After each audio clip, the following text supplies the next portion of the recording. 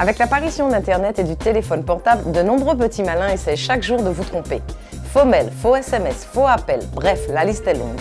Mais dernièrement est apparu les arnaques au paiement d'amende. Très astucieux, ces sites sont bien souvent plus vrais que vrais.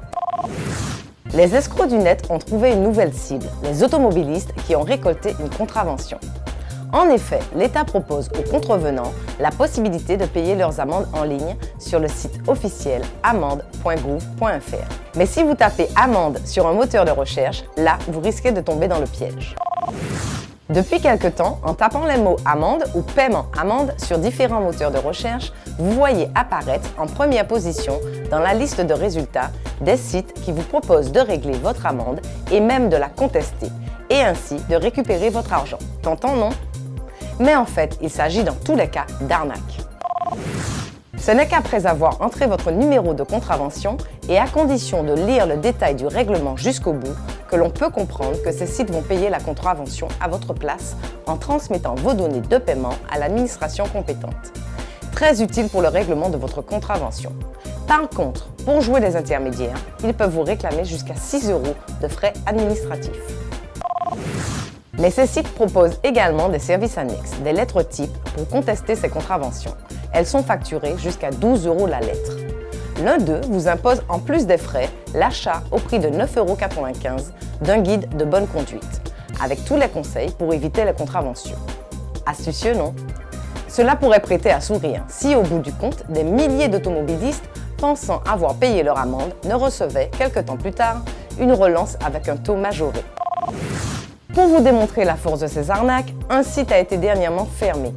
Il cherche évidemment à induire le consommateur en erreur.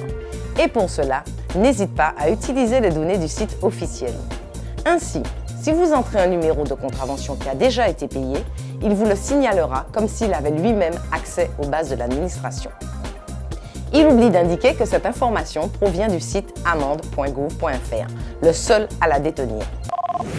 Avec cette affaire, beaucoup de petits malins vont s'engouffrer dans le filon, d'autant qu'il est très difficile de remonter jusqu'à la source. Bien souvent, ils sont domiciliés dans les pays de l'Est, en Afrique ou en Chine. Une grosse affaire dernièrement a été mise à jour et le site se trouvait en Arizona aux États-Unis. Les poursuites sont donc très longues et bien souvent infructueuses.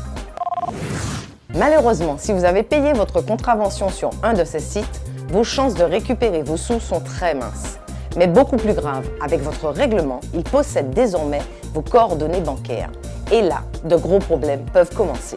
Il est donc conseillé de porter plainte à la gendarmerie et par précaution, prenez également contact avec votre banque pour une éventuelle opposition à votre paiement, voire à votre carte.